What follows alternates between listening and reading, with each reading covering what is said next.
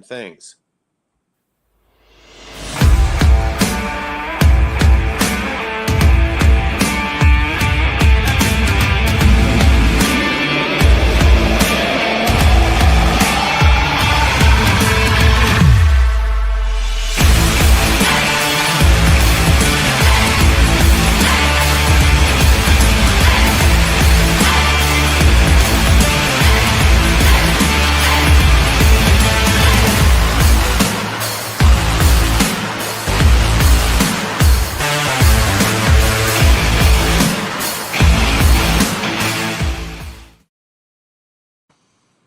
All right. All right. So we are dealing with some technical difficulties or just issues. It's not going to change anything, but it looks like on my screen, and Doug, is it on your screen too? The two side by sides? Yeah. And then when the video was showing, it said my browser would not play, whatever that means, would not play the video stream. Oh, shit. That's right. It's supposed to be on Chrome, isn't it? I don't know. I don't know. I'm Mine's on Chrome, but all right. yeah, My, I mean, might as well, let's run with it, right? That's fine. You get this. Listen, you get buy one get one free. Doug and Chris. Lucky everybody. All Points right. the asshole today. Jesus Christ. All right. Okay, so today's show we have that toughness training versus human skills.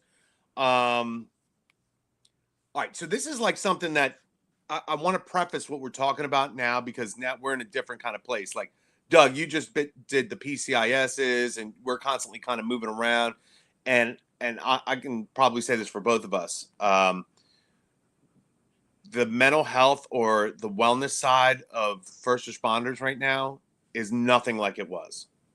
It's leaps and bounds like ahead of where it was. So I come at this topic of like the toughness training versus human skills or just like the emotional side or like an emotional survival type of training in generationally or just in when they got hired. So when Doug and I got hired, there was nothing like this.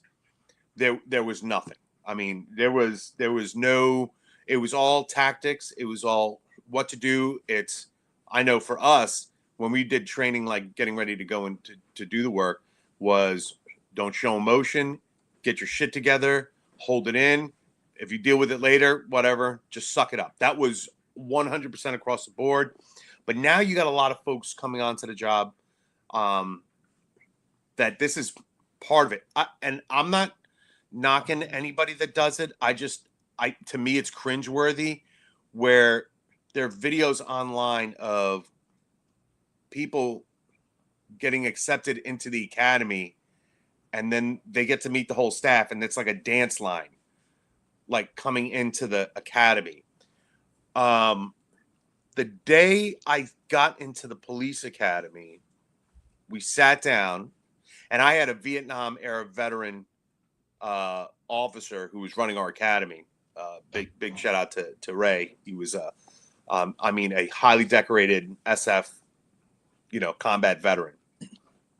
And one of our guys that was in our academy class parked somewhere, or a couple of us parked somewhere where we weren't supposed to, where the academy was.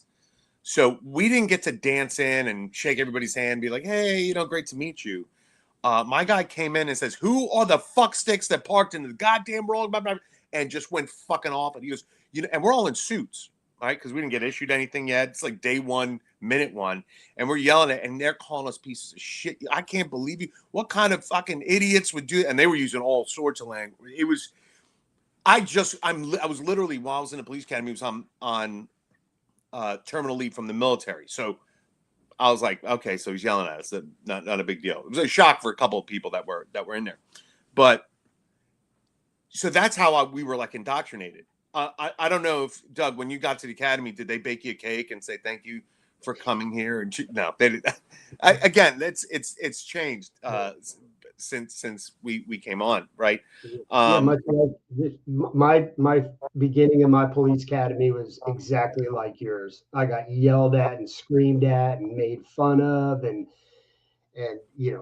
million push-ups and running, and we're dressed up in and the name calling that clearly isn't accepted in this day and age. No, and our guys, I mean, you'd get a rap on the beak, like they put hands on you.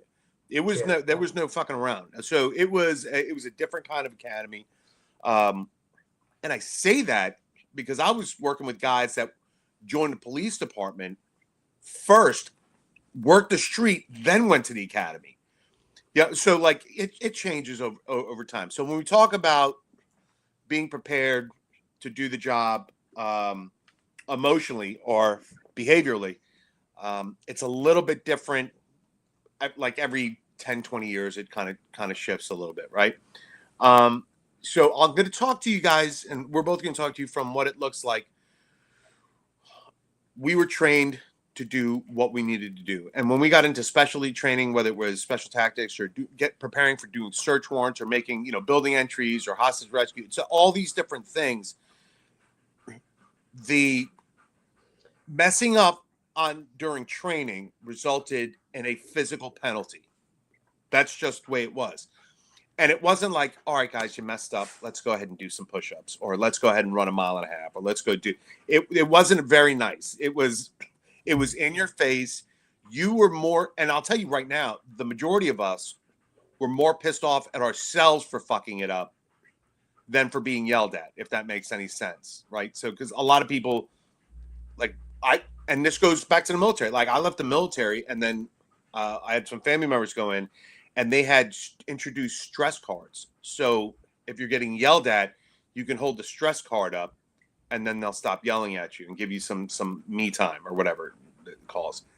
My drill instructor, company commander, was a 5-time divorcee going through his 6th divorce, who was an alcoholic, and his sole existence was to work to provide funding for his 5 other wives and stuff like that. So he was not the nicest person in the world. So it wasn't he wasn't one of those guys that would just be like, oh, hey, listen, guys, I know I'm having a bad day, and he would be in your face yelling at you.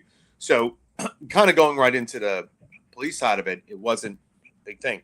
Then we had, I want to say, an hour and a half, 4 months into the academy, a guy that had shot and killed a guy that was trying to attack him with a knife. A police officer came in to tell us about what it's like to kill somebody, or to be in that situation, like a deadly force situation. And it was like an hour and a half. And it was the craziest, not taking anything away from it. I know the guy that did it and worked with him since then, and phenomenal guy, but he had guy running at him, shot him once, and this bullet found its way to the perfect spot where it dropped this guy like a sack of hammers. So that was the only training I got.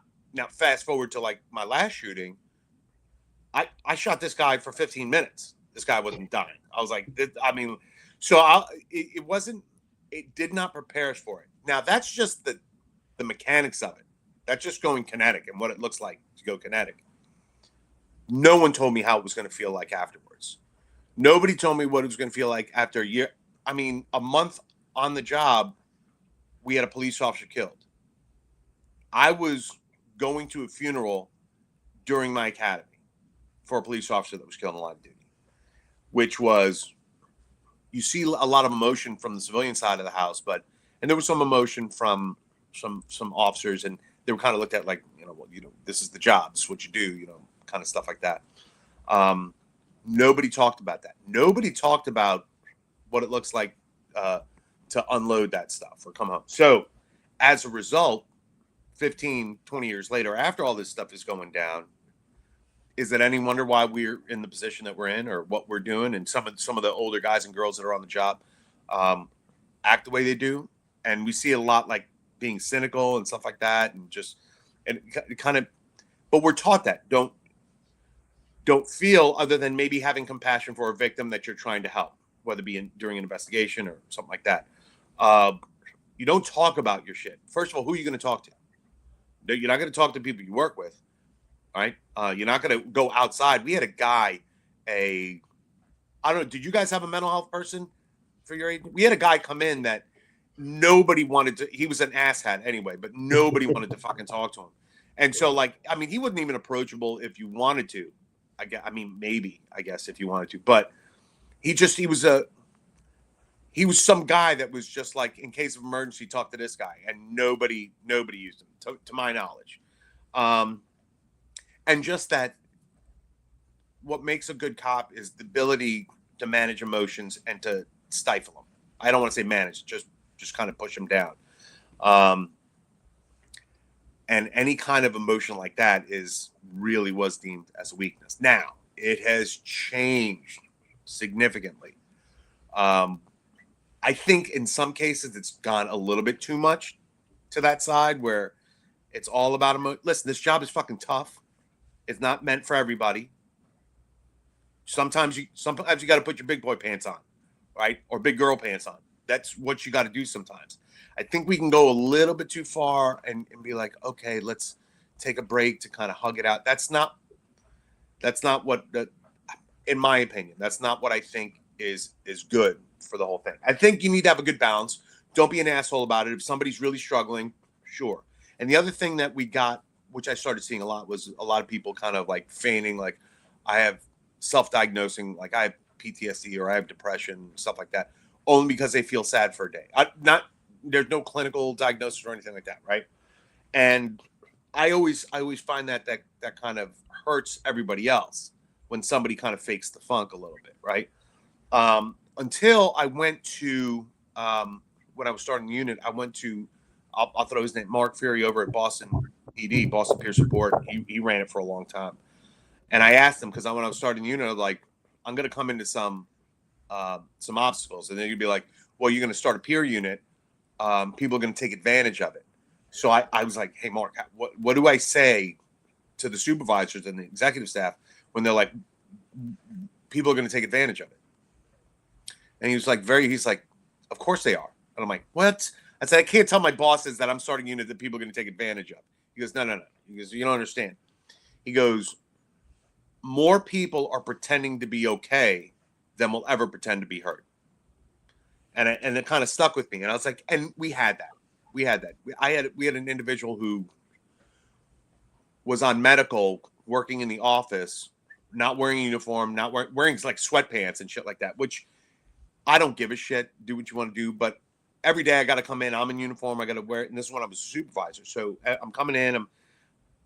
I was like, this is ridiculous. And so it was coming up on the time for this person that was going back to full duty, which meant they had to put on a uniform again, and they had to keep very specific hours because they were coming in whenever they wanted to, which, again, if you got it like that, cool.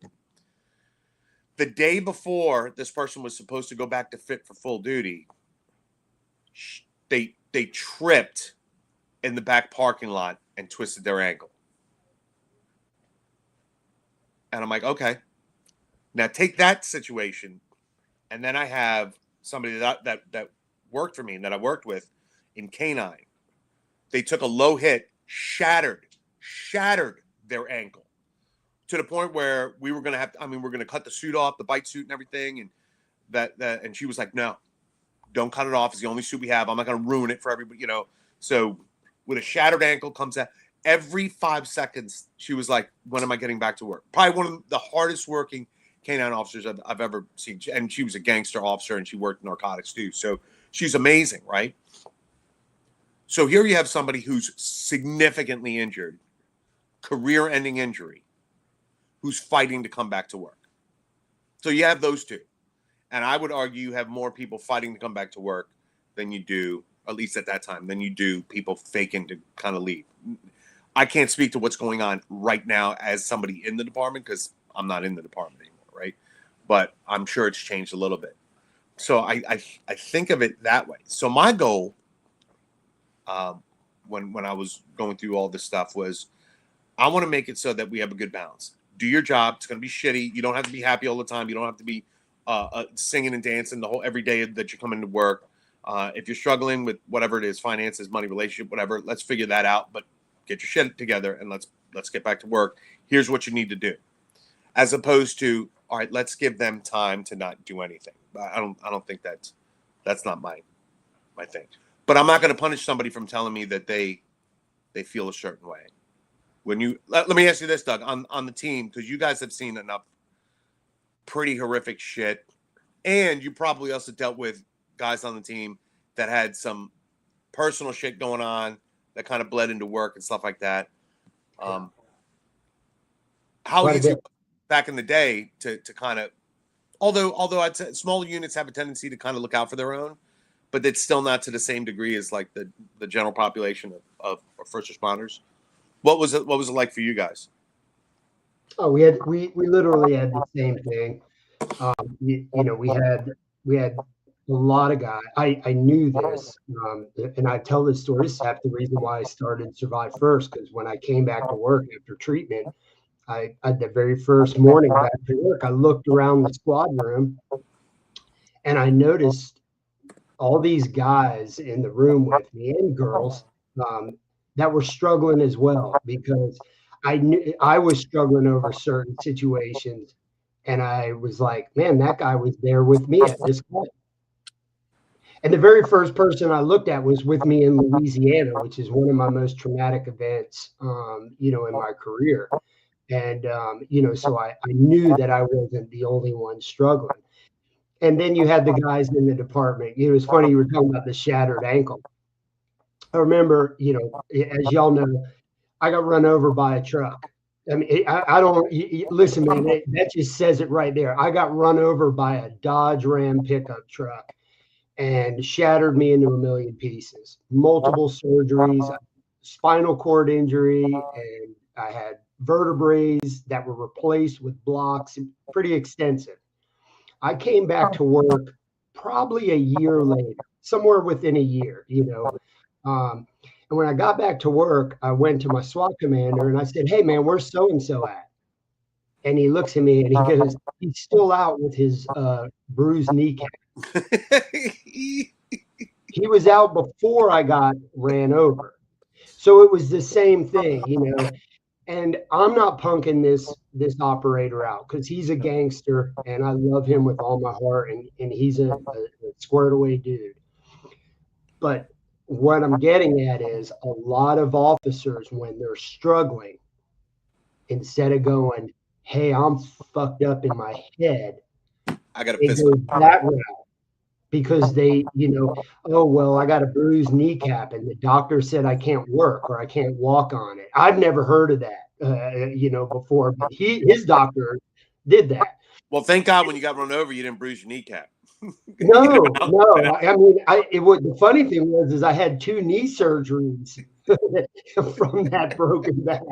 I had my right knee done twice in that period. I had the shoulder surgery, but everybody's different. But I say all that to say that officer was not coming back to work, not because of the injury, but because of the mental injury that he was going through, the crappy marriage that he was experiencing, things like that. So a lot of officers out there and firefighters and dispatch, everybody. We're Chris and our cops, so we use the word police a lot, cops. But that's the reason why I see that quite a bit in my view. Yeah, so there's a couple things that I think about, like personal stories wise, where we had to shut. I'll give you one example of where emotions were kind of high, but you had to regulate it. You had to regulate it. There was no. We're in the middle of a situation. We had an officer killed, and the suspect was still at large.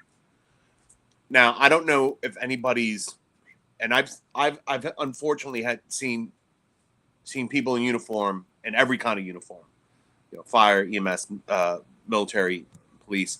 There's something very odd about seeing like a cop in his uniform dead on the street. It's like, I mean, first of all, I can't count how many times I've seen somebody dead on the street. It's just, it is what it is, the job, right? But there's something very different about seeing that uniform laying there motionless.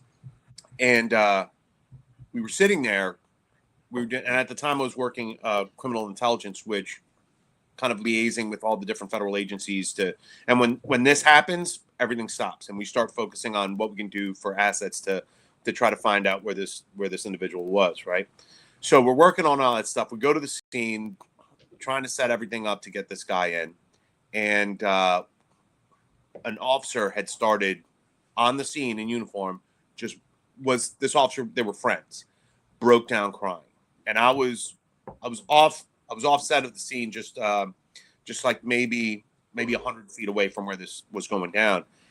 And I mean, shaking, crying uncontrollably, almost like a kid, right? And one of the homicide detectives had come over, grabbed him, picked him up, and says, "Get your shit together, get the fuck off the scene, and then we'll come figure out what's going on. This is not the place." We still had a guy. First of all, we didn't know how many people were involved in killing this cop, right? So, are they still around?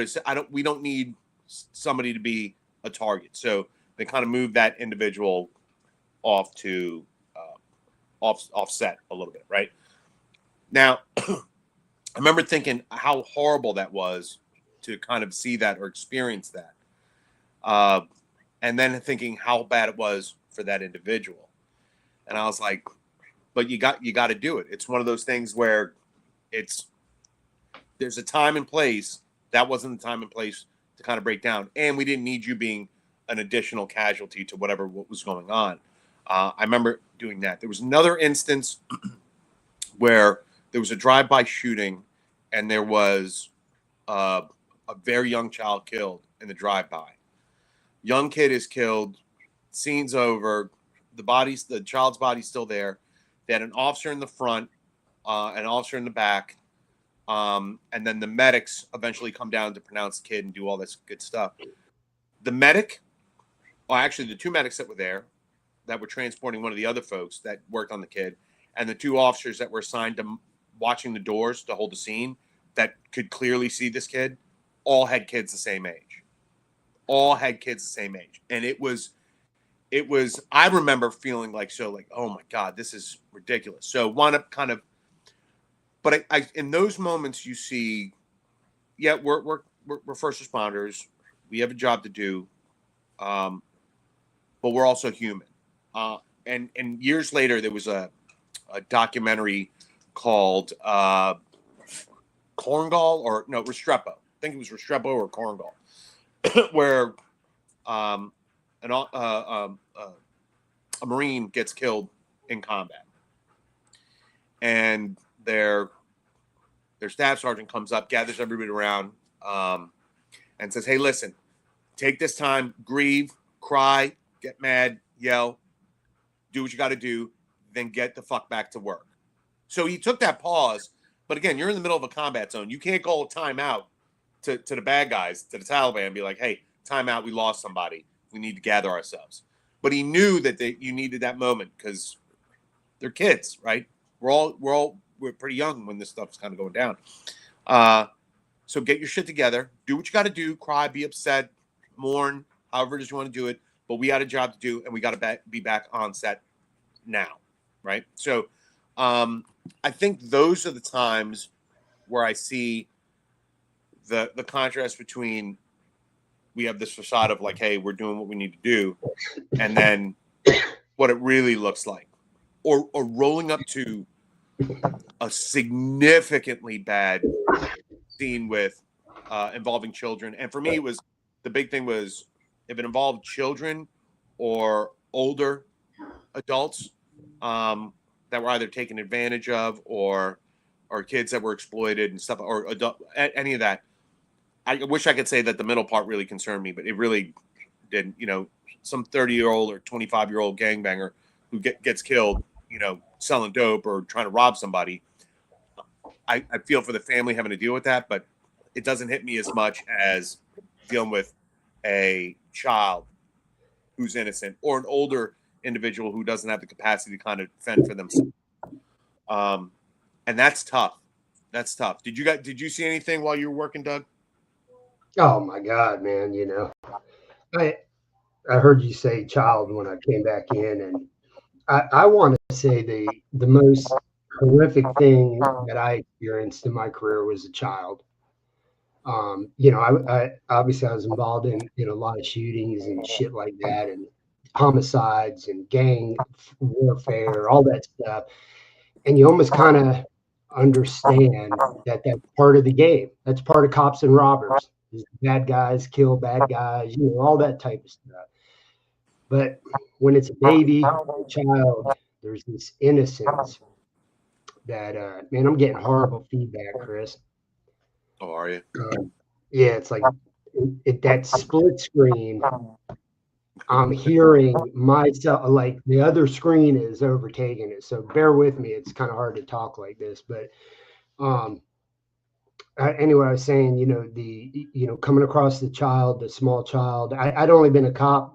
My first child I'd only been a cop a few months, and it was Christmas Eve. And I tell the story when I'm on stage. You've heard it a million times, Chris. Man, I just wasn't prepared to roll up and see a child in that capacity. And then I was telling the story yesterday. My first day, I was an acting sergeant, and it was funny. It was the day, so typical for my career.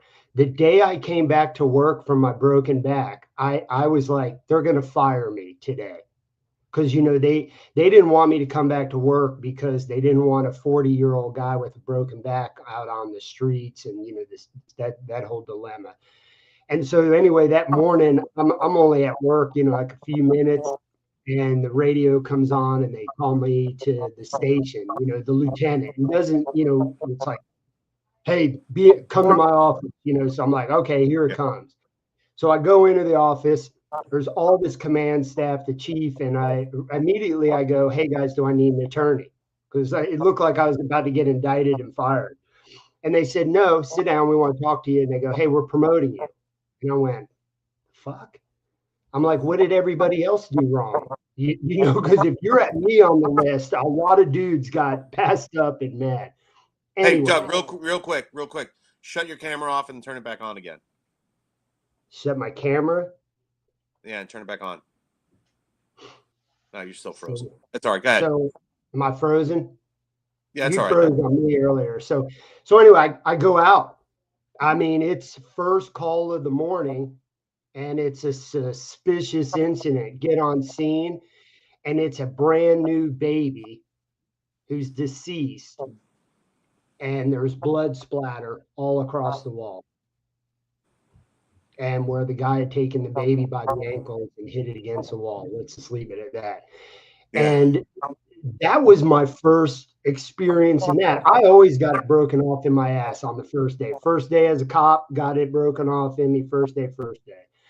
Those two calls right there, I can remember the smells of the environment. I remember the smell of the house. I remember the vivid pictures. And so, yeah, they impact you in a way that for me, it was I didn't understand how this happened to a child or a small baby. I understood the rest of it. And, you were saying earlier, when I was in the police academy, and when I came into the job, I went through when I was in the police academy, they brought a cop in exactly like yours. He was from a local police department, and he came in and said, tell us a story of his shootings. And it was to prepare us. Yeah. And it was the same thing. A guy charged him in domestic violence with a knife, and he zippered him. And as he's telling the story, he said it happened so quick that the first bullet went in the ground. His second bullet went in the shin. The third bullet went in the thigh. As he came up, because his body wasn't reacting to it. That is what I took from that story, because I was so prepared combat-wise That's what I took from that story. I didn't take a mental health version of it. I didn't take a prepare myself for being in. I took, okay, I need to prepare myself in my mind so that I make sure that I'm on target quickly and those things.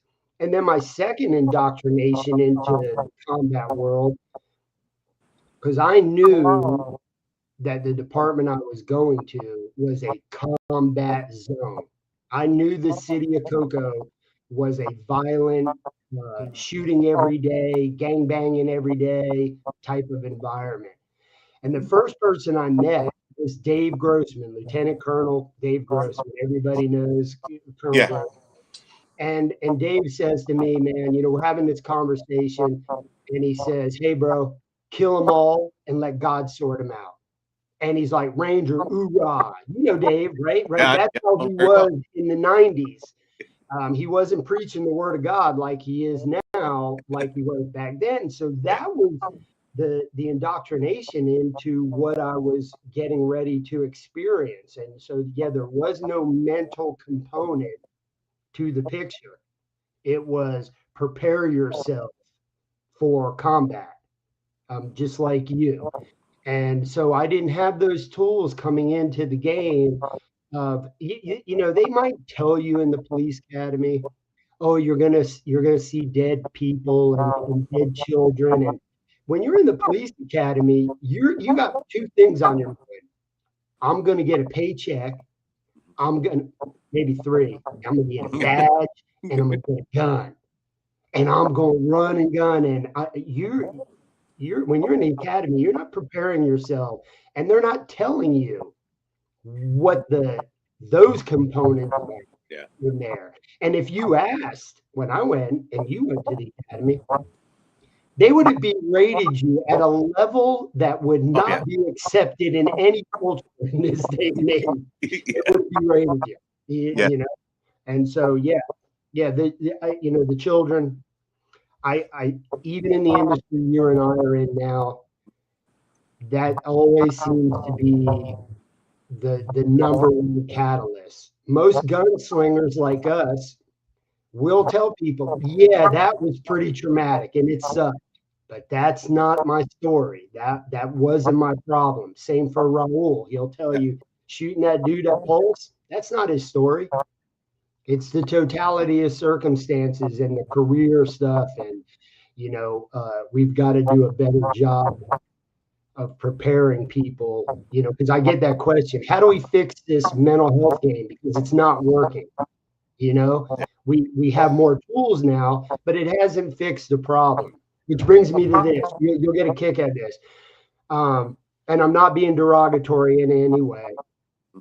I was having a conversation with a police chief just recently. I just came from a conference, and he said to me, he goes, we're having such problems in our department with alcoholism and family life and depression and all the things that we talk about. And he said, but every time I hire a cop, I give them Dr. Gil Martin's book. Emotional An survival. amazing book. Yeah. Great Let book. me just say it. An amazing book, amazing guy, probably one of the greatest speakers I've seen. And he said that to me, and I go, Chief, that book is not for a brand new officer. That book needs to go to the 10-year officer. And I go, and please hear me out when I say this. I go, Dr. Gil Martin wrote that book over 25 years ago. Yeah. And he goes, yeah. I go, clearly it ain't fucking working. Because the suicide numbers are through the roof. Yeah. And you can't look by what one organization says for suicides. We've proven that number is grossly incorrect. Yeah. And so, the numbers are still high. So that's not working. We need to do something more. Maybe not so much different, because things like Gil Martin's book is great. Maybe not different, but maybe more. Yeah. Yeah. His book is phenomenal. I think what a lot of us are initially, because when I first started all these programs and stuff, I was like, this job really messes us up. And to be fair, this job doesn't help a lot, but the majority of us coming into this job are dealing with unresolved issues from our childhood or from growing up or during our developmental stages where, this is where we're at. And I'm not saying good or bad. I'm just saying that's part of the whole big picture, the totality of it, like you were saying earlier. And I say this all the time. I have yet to meet a first responder or veteran that has one problem. There's not like this job is bad. It was a tough call. It's a tough call. I'm going home. I'm not having a good time, or I'm not having a really productive relationship with family, friends, isolation. How I deal with it, the cost of going through this without kind of having a mechanism to handle it or to process all the traumas that we experience and stuff like that, winds up leading to that gallows humor, that macabre sense of humor that I'd rather laugh than cry at a situation, or becoming overly aggressive. And I mean, not so much, it doesn't have to be physically, but it could be physically, it could be emotionally, psychologically, just with the people you care about, just kind of going back and forth, like having a short fuse when you get home, or having a short fuse when you're interacting with somebody in the public, or you're working on something by yourself and it doesn't go right, and you start yelling and screaming when it's really not anything super great. So we kind of disconnect. So the way we look at it at times is, if every time I interact with somebody, I'm getting a negative response, the one thing that in our brains, we think that'll stop that is, I'm going to stop interacting. So you see people isolating or backing off from doing work, or hesitant to go on calls or to do certain things. And I'm not saying negligent, just being a little bit further removed because you're constantly getting hurt.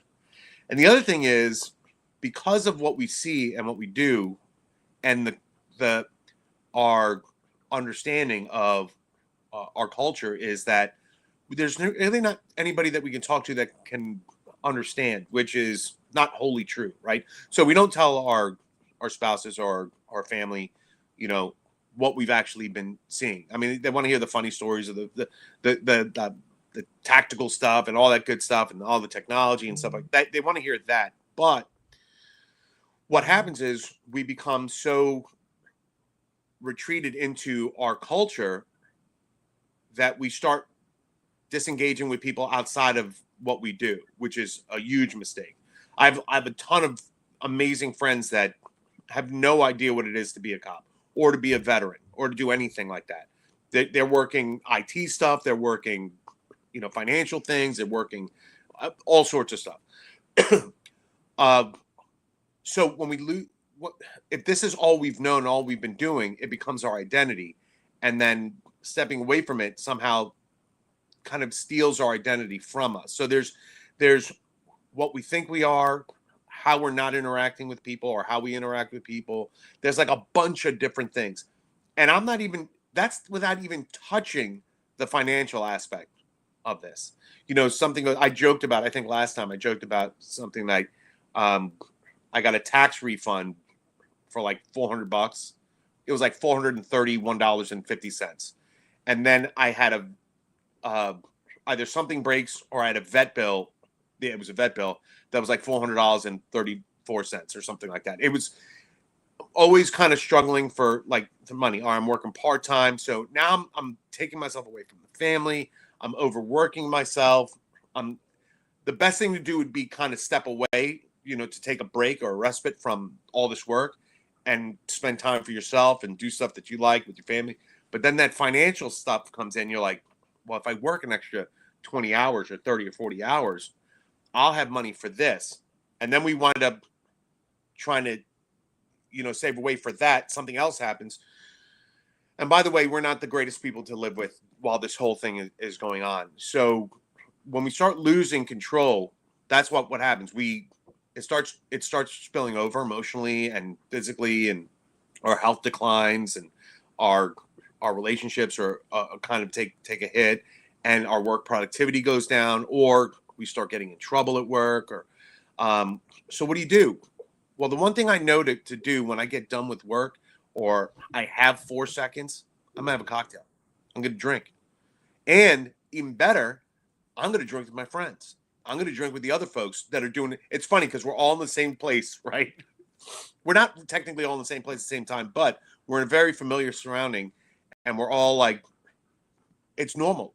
The biggest example of that is Police Week in DC, which is, for me, was great because I was in the pipe band, so I'd play for the Emerald Society parade at the beginning of it, and then it was just drinking.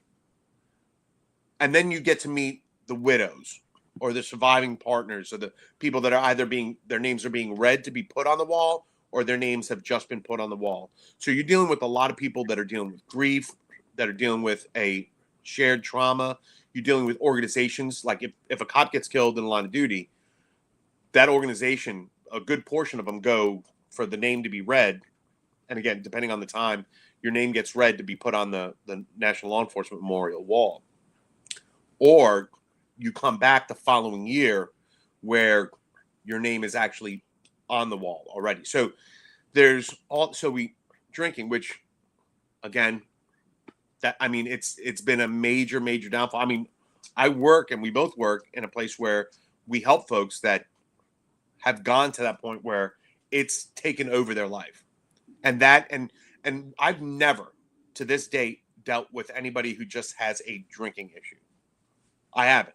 It's always drinking and some kind of mental health kind of component. So it's like co-occurring kind of thing. And we see the spectrum. We see people that just become so emotional that they can't function, or you see people becoming so stoic or so blunted that there's no emotion, there's no feeling there. They kind of lost the light. And I say that because that's what my wife said. She said, Chris, the most devastating thing and the saddest thing I've ever saw was you pretending, this post-shooting, pretending to be happy or pretending to like put a face on. And I didn't think I thought I did a great job pretending. But let's see. We got a question. One of the things I saw was doing earlier on was just trading one thing for another, thinking I was doing better, but I was only jamming different stuff in the place of the other. Yeah. You know what? I see that a lot. The will to survive right there. That's also the will to survive. Yeah. So we trade again. We 100%. This is really bad. So let me do something that's not really bad, and it's just as bad eventually, or it kind of takes over. Or I've seen folks become very successful in getting sober, stop using medications or anything like that, and they go 1,000 miles an hour into physical fitness. There was a guy that I worked with. He would do 1,000 pull-ups a day. That was his routine. And we joked because he never did like leg day. So he was this huge guy with little toothpick legs. So his big thing was physical. Let me do all the physical stuff. They went on a call, slipped on a handicap ramp, and he broke his leg. Now he can't do the physical stuff. So now what does he do? So that's the thing. We don't divvy up stuff like, all right, if I'm hurt physically, what can I do to kind of help myself? That can kind of, what's the term we use? It's like you have a table, and you have your emotion, the psychological side, the behavior or the wellness or the physical side, spiritual, like what these 4 things that you use to kind of maintain yourself. Sorry, my dog's kicking this table. Chris, I want to. Yeah, go ahead. Well, you made a comment earlier about only having one problem, right? Whether it's physical, you're sitting there talking about multiple problems. Raul, yesterday when we were teaching a class, Raul always talks about, our partner Chris, our brother Chris says he has yet to meet a cop with one problem. He goes, is there anybody in here that just has one problem? And this captain from the sheriff's department, he raises his hand.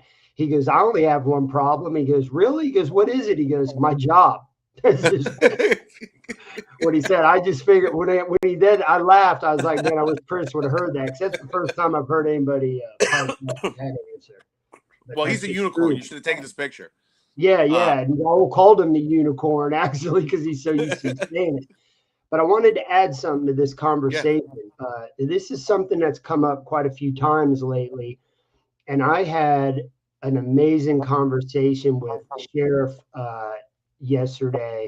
And he was telling me, and so let me step back. Karen used to always call me Serious Doug. She goes, why don't you ever laugh? Why don't you ever smile? And I go, I laugh inside and I smile inside. And that was just it, because I really didn't have an answer, because I was always serious. Over time, now we're talking 10 years ago, because she used to call me RoboCop, because I looked like freaking, I didn't look like a regular cop. I looked like I was coming home from Big Root. And, so we're talking a long time ago. Oh, let's fast forward. I'm having this conversation with the sheriff, and he said, I struggle. I'd ask him, how you doing, brother? And he's like, man, thanks for asking. He goes, nobody ever asked me how I'm doing, right? Think about it. And this guy's a big mecca of a sheriff. And so anyway, he says, one of the things I'm struggling with is my mother passed away a while back, and I didn't cry. And it bothers me every day. I'm starting to cry now and he says, I struggled with that. And then it hit me, and we had this conversation. I go, this is what I remember. When I was an operator, when I was running a SWAT team, when I was a dope guy, didn't matter, but especially when I was in the operator industry, when we were on scene, and this, you being a sergeant and a canine guy, there was never high fives. There was never pats on the ass. There was never shaking hands, busting knuckles, laughing. It was unacceptable. It was unprofessional, right? We know that in our career. I never put the two and two together. Now spend 20 years, 25 years, whatever your number is, 20 for me.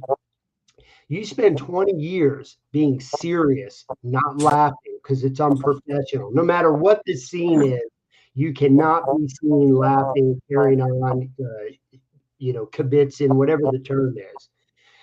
And then all of a sudden, people are like, why don't you ever laugh? Why don't you ever smile? Where did the emotions go? And this is what I saw in this particular sheriff. I was like, this dude has been on national TV for a national disaster. Let's leave it at that. And he's had to play in that role for a really long time, from his cop days all the way now until his sheriff days. And so now all of a sudden, people are asking you, why don't you show any emotion? And so that is part of that era of toughness, being taught toughness. Indirectly, you're taught toughness, but that is one of the things that I've realized, man, no wonder why I don't laugh. No wonder why I struggled after years with seeing joy and laughing and carrying on and seeing the bright, because your whole career you're told to shove that down. There's no room for high fives out here. That's unprofessional. These people are in tragedy. Even if you catch the worst bad guy, a murder, rapist, terrorist, you're not slapping high fives once you come out of the house with that dude. Unprofessional. That was on news. Look, they're celebrating this, and you know how people like to paint the cop. One 4-second video of you on the news. Cops celebrate killing. Yeah, I get it. Yeah, there's a trooper going through right now from a college football game. Have you seen the video? Oh, yeah. Right? And I told Karen, I said, no. I know that situation. I go, I know what's going on there. That's a 4-second clip of a police officer. Now, if I'm walking down a hallway and 4 dudes have me blocked in, and they're about to bust into me, and I have a gun on me and a taser on me, I'm putting my arms out to protect those things, and you're not Yeah. going to hit me. And Yeah. if you hit me and you say something smart, I'm going to tell you to beat it, like Yeah. that cop did. Get it. What's he saying? Get on the field. Get out of Yeah. here. Yeah. Nobody's looking at, did you really, just because you scored a touchdown in a college football game, did you really need to run in the tunnel that far? You ain't running that fast, cheetah. You could have, and so, that dude has a job to protect safety, and you get it, right? I mean, we could dissect this for hours, Yeah. but that's what happens. Now, this guy has to play a serious role every day, do all that stuff, can't show emotion. And then if you do, people turn it around and shove it up your ass like they've done this trooper. So Yeah. those are Yeah. important factors to keep in mind. So the big question is, and so one of the things that we've talked about this, and with some of the folks that we work with in the same circles, is that there's a lot of places that'll put out information on how bad this is and this sucks and this and really not go into, well, what do you do? So there's a couple different things. There's nowadays we're educating our young first responders and veterans uh, on how to sustain a career in this kind of environment. And it's interesting because I just saw I mentioned it last time, but I saw the interview with one of the DevGru operators that was on the Bin Laden raid, um, and bunch of the team guys that they've had on different podcasts and stuff like that talk about how nobody taught them or discussed or even there was a venue for how to help them manage or navigate what it looks like, especially in that community. So I think nowadays they're getting a little bit better. I'm not saying they're where they should be, but they're getting a little bit better than they were, right? Um, the big thing for me is uh, there's still this understanding that if you reach out for help, whatever that looks like, that it's somewhat of a sign of weakness. So for all these high speed jobs that we do, all the disciplines, whether it be first responder discipline or military discipline, right? We all want to be courageous. I think very, very, very few of us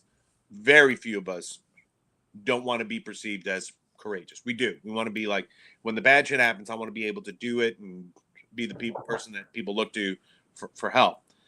The problem is we don't want to be vulnerable by reaching out for help, whatever that looks like, whether it be treatment, whether it be outpatient, whether it be, seeing a clinician, which if I think it should be mandatory that uh, at least a couple times every couple years that, and depending on where, like if you're in sex crimes or violent crimes, you should be talking to somebody at least once a year while you're in there. I would say more, but once a year, just to unload some of the stuff. So I was going through one of my favorite speakers is Brene Brown, and she said something that just absolutely stuck with me. And she said, we want to be courageous, right?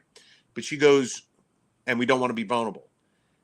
It is impossible to be courageous without being vulnerable. And I'm thinking, and when anytime somebody says that, like, it's impossible or this will never or that, I'm in my head, I'm going, all right, I can think of a situation, and I couldn't.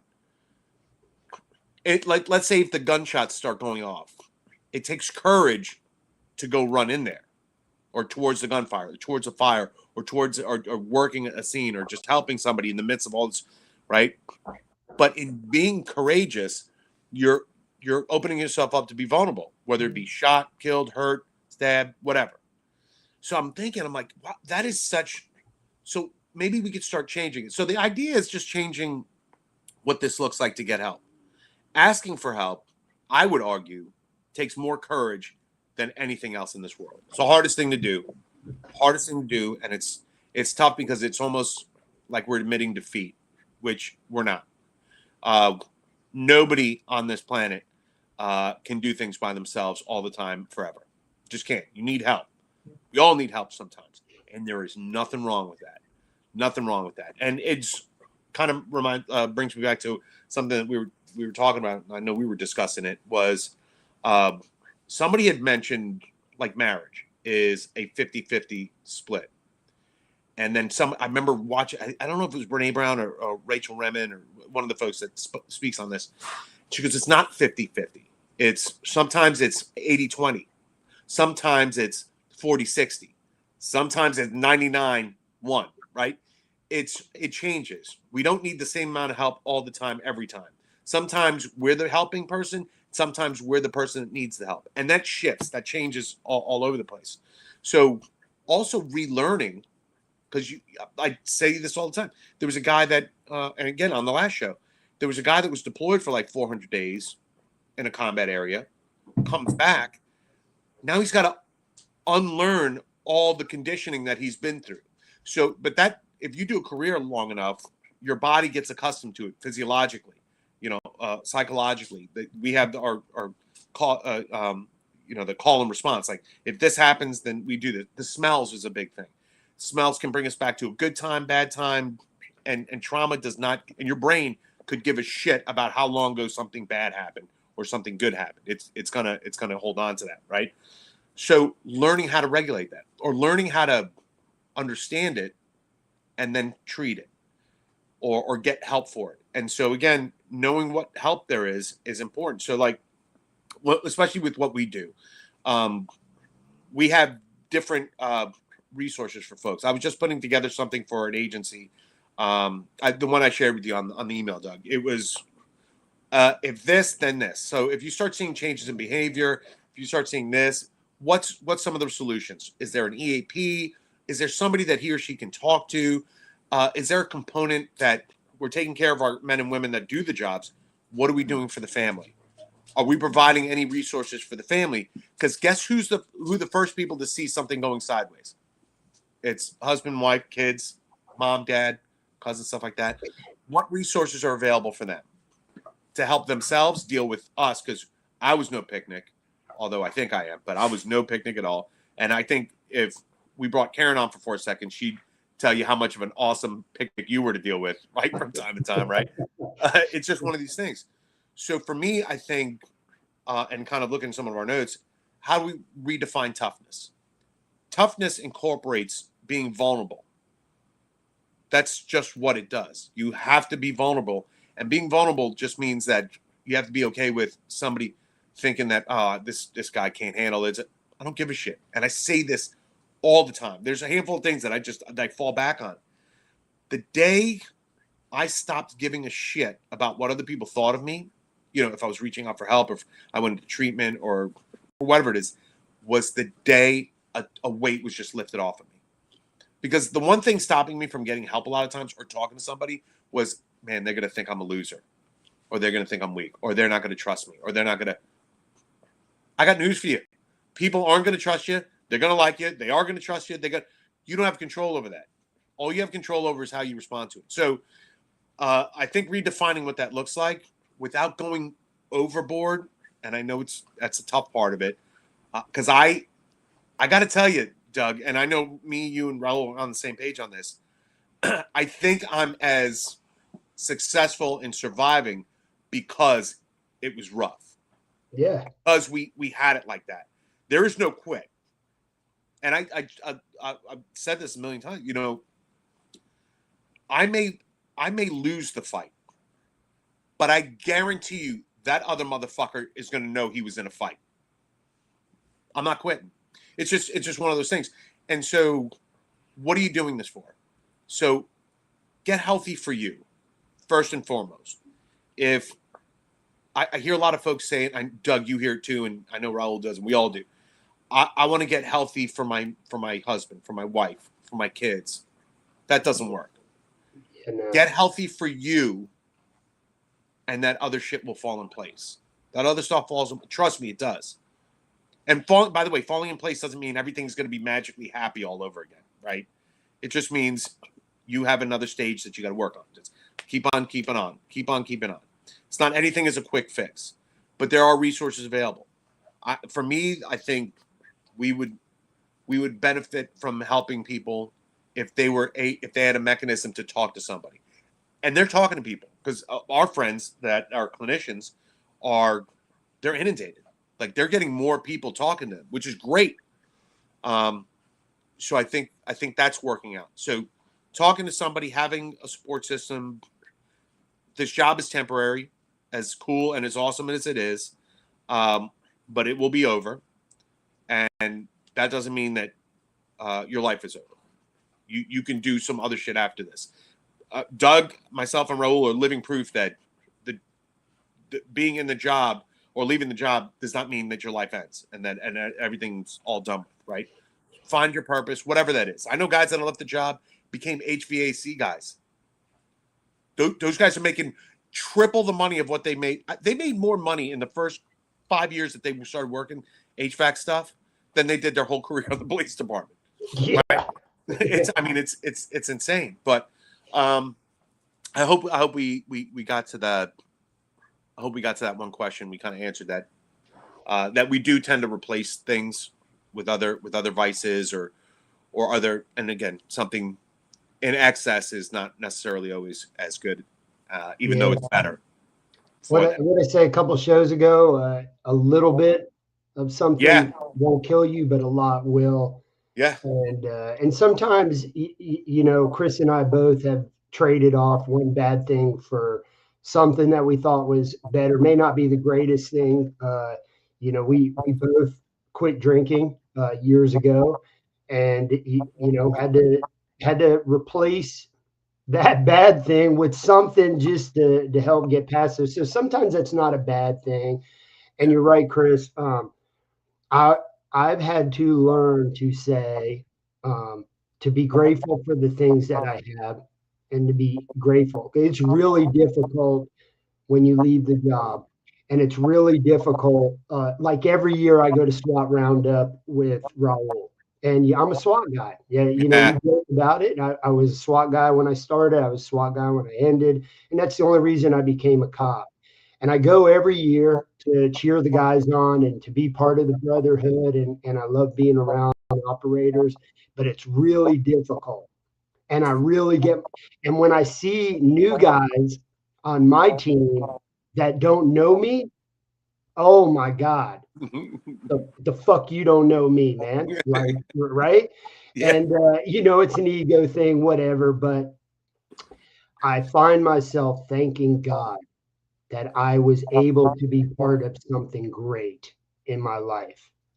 Be grateful for that now that I've transitioned over to the other side, and be grateful. And then I also have to tell myself, you focus on the things that I can't control.